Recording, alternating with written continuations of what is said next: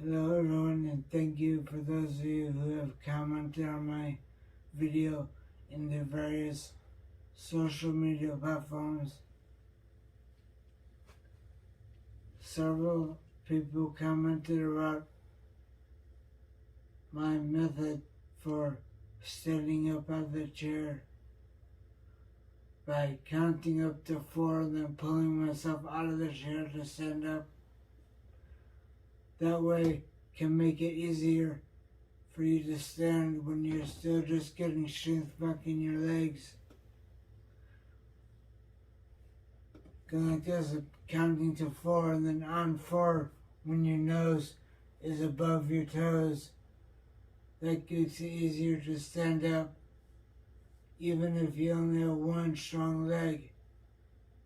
Like when I first got out of the hospital, only my right leg had any strength. My left leg was completely paralyzed. That has changed now because of all of the standing practice I've been doing and leg lifts out of the couch in the living room, and all of the walking practice I've been doing at PT and at home.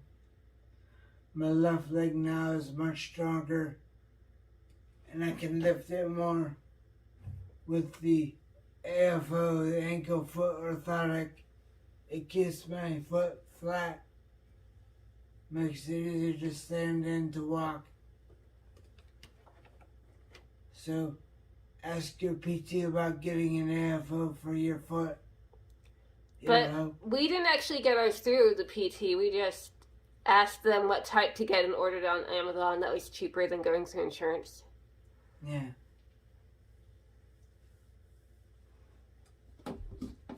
Now that my left leg has gained its strength back, most of it back, it's been easier and easier for me to stand. I don't have to use the counting pull forward method anymore. I've been practicing standing up directly out of the chair like this. I still count with the chair method. 1, 2, 3, 4. I grab onto the parallel bar once I stand up to make sure I don't fall forward.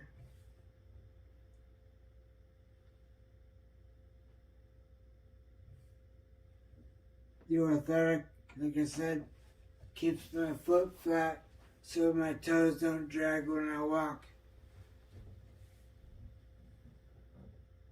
One of the things that surprised me at one of my recent PT visits, instead of turning around to walk back the other way to do a lap, the PT asked me to walk backwards, and I was surprised at how easy that was.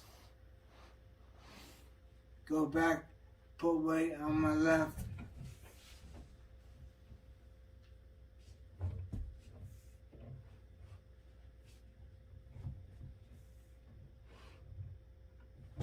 Yep, and that's the wheelchair. Oh, that's the chair ball. Yep.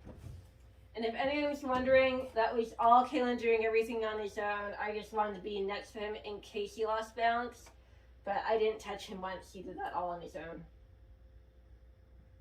But occasionally when we practice his left leg, occasionally that knee will give out. So I like to be here just in case he needs help stabilizing. So over the past month, I usually do standing practice every night. Then sometimes I do walking practice using my bar. And of course, my PT visits about 2 to 3 times a week. Okay, it's usually once a week. Seems like twice. Well, you go to Turnstone twice a week and PT once a week. Yeah. And then we practice standing and walking almost every day, unless you already did it somewhere else. And at Turnstone, which is a adult day service program I go to, they have a gym that is set up specifically for people with disabilities. They have bicycles and arm cycles that you can just roll your wheelchair up to and use. So, how many times a week do I go to Turn Zone? Twice a week normally. So twice a week I do the exercise cycles with my legs and sometimes my arms, and that has helped strengthen my left leg and my right leg as well. And your left arm and right arm. Yeah. And then I also sometimes do leg lifts either out of the chair or out of our couch, just like this, to get the muscles of both legs built up more.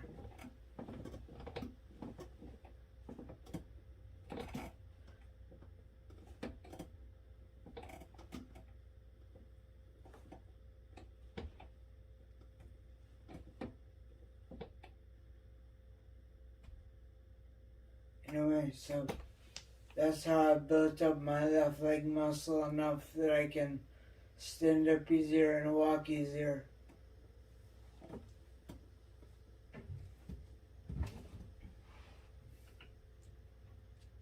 And when I walk, I take this step and then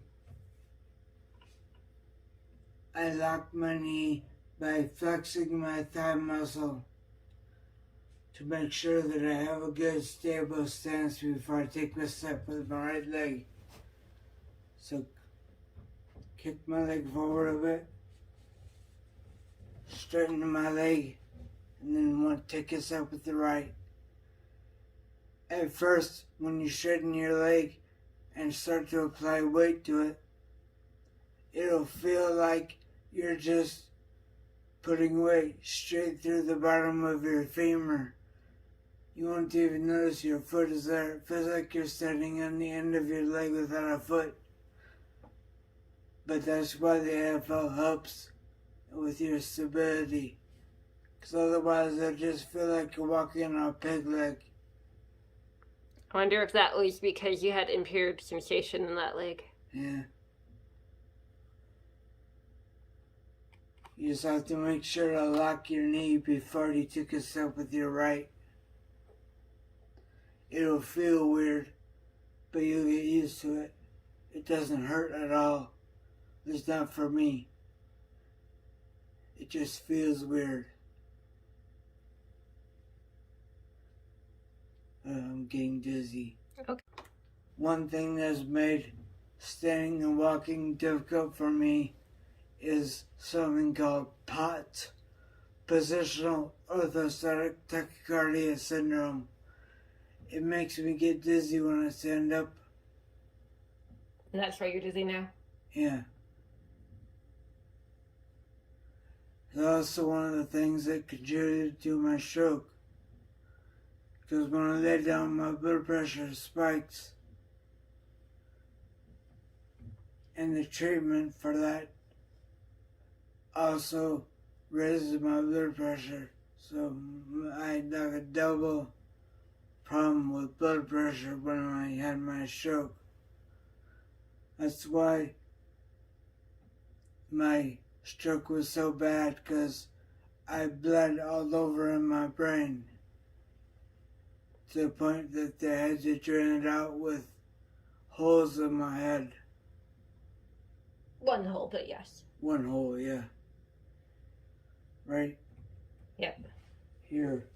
Do you want me to take the camera and point it to that? Okay. No.